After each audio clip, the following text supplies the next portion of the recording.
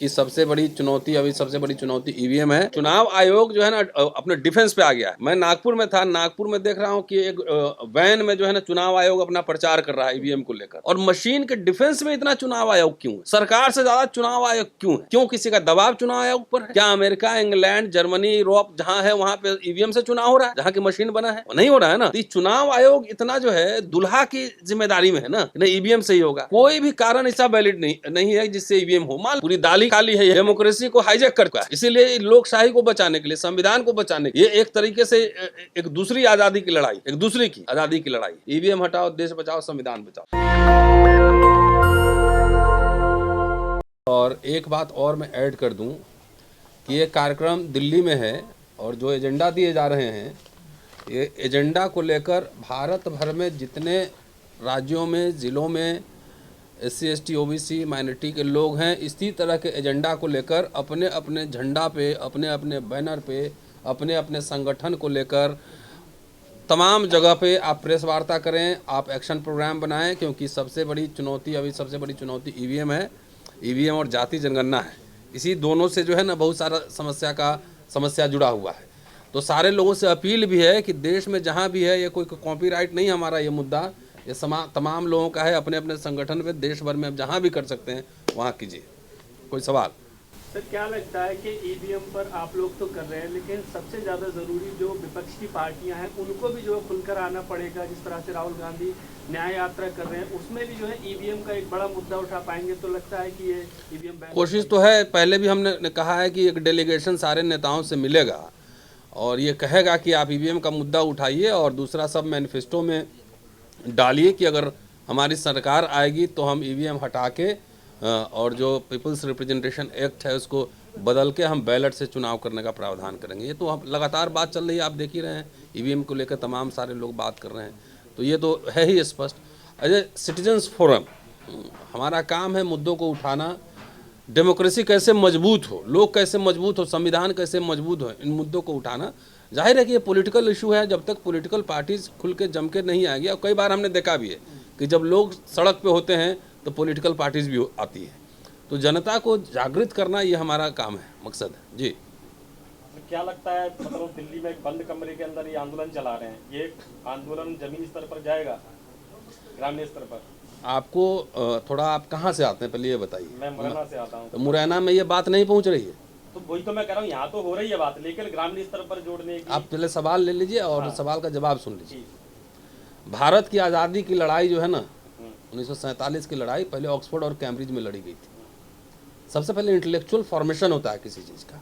यहाँ ये बंद कमरा आपको दिख रहा है, और हम लोग बाहर जो जा रहे हैं, कल रात को तेलंगाना से मैं आया 11 बजे रात में, तो वहाँ जा रहे हैं, लोगों से बात कर रहे हैं, तो आपको बंद कमरा कहाँ से दिख रहा है? और आप किस लिए यहाँ पर हैं? सोशल मीडिया का काम ही है ना कि गाँव गाँव, घर घर तक पहुँचाना। मैं तेलंगाना के आदिलाबाद में था और वहाँ भी रितु सिंह का मसला क्या है, लक्ष्मण का क्या है, ईवीएम का, सब लोग बात कर रहे थे। तो हम लोग इनिशिएट कर रहे हैं प्रोग्राम। पहले भी मैंने कहा कि ज़मीन पे नहीं जा रही, गांव गांव में लोग देख रहे हैं, सुन रहे हैं। हमारे पास सोशल मीडिया ही तो साधन है। तो हम आपको क्यों बुला रहे हैं कि भाई जो आवाज़ें उठ रही हैं, हमारी व्यक्तिगत आवाज़ नहीं है। मुझे तो नौकरी है, मैं तो रह ही रहा हूँ, हमारी व्यक्तिगत नहीं है, ये समाज की मुक्ति की लड़ाई है। तो गाँव तक फिल्टर डाउन बात हो रही है। रोस्टर का आंदोलन आपने देखा नहीं था कि देवरिया में, पटना में, इलाहाबाद में, हर जगह आंदोलन हुआ। देश के तमाम हिस्सों में आंदोलन हुआ। आंदोलन कहाँ से शुरू हुआ? वो दिल्ली से ही शुरू हुआ था। तो एक फोकल पॉइंट होता है किसी आंदोलन का। एक ही रात में पूरे देश में आंदोलन नहीं शुरू होता है ना, तैयारी करनी होती है। तो हम लोग इसकी तैयारी कर रहे हैं और मैं समझता हूं कि आप लोग के माध्यम से वो पूरी बातें गांव तक जा रही हैं। चुनाव आयोग आजकल राज्यों में जा रहा है और बता रहा है, तो क्या इस आंदोलन की भी वजह है? जाहिर है, चुनाव आयोग जो है ना अपने डिफेंस पे आ गया है। मैं नागपुर में था, नागपुर में देख रहा हूँ कि एक वैन में जो है ना चुनाव आयोग अपना प्रचार कर रहा है ईवीएम को लेकर। आप जितना ईवीएम पे वीडियो डालते हैं उसके नीचे देखिए डिस्क्लेमर आ जा रहा है। तो चुनाव आयोग का काम है फेयर एंड फ्री इलेक्शन कराना। अगर लोग चाहते हैं कि भाई हम जो वोट दे रहे हैं वो बैलेट से ही दे, तो चुनाव आयोग को चुनाव थोड़ी लड़ना है। और मशीन के डिफेंस में इतना चुनाव आयोग क्यों है? सरकार से ज़्यादा चुनाव आयोग क्यों है? क्यों किसी का दबाव चुनाव आयोग पर है?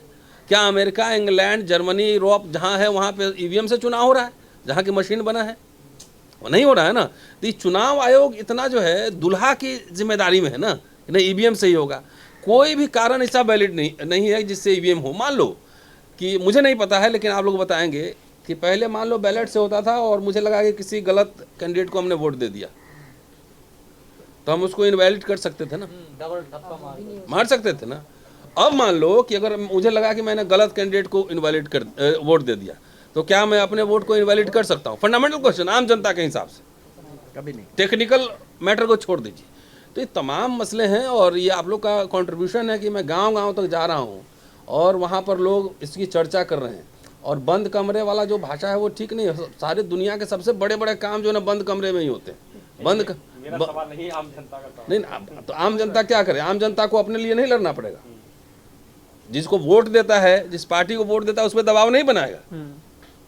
आम जनता को भी तो सोचना पड़ेगा। नहीं, जमीन पे जाने का मतलब जमीन पे जाकर लौटना नहीं होता है। जैसे सर गांवों के लोग और जुड़ना चाहते हैं। नहीं, जुड़ना चाहते हैं तो हम तो कह ही रहे हैं कि अपने अपने झंडे तले अपने सोशल मीडिया मोबाइल निकालिए। हमारे पास कोई संसाधन थोड़ी है कि हम गांव-गांव जाएं, कोई कॉर्पोरेट फंडिंग हो रहा है यहाँ पर। अपने अपने झंडा बैनर तले इसी मुद्दे को उठाइए, डीएम को ज्ञापन दीजिए, धरना कीजिए, प्रदर्शन कीजिए।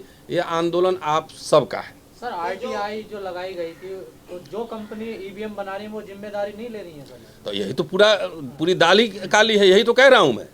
नहीं ले रही है तो क्यों नहीं ले रही है? उस बाइट को डेमोक्रेसी को हाईजैक कर चुका है। इसीलिए लोकशाही को बचाने के लिए, संविधान को बचाने के लिए ये एक तरीके से एक दूसरी आज़ादी की लड़ाई, एक दूसरी की आज़ादी की लड़ाई है।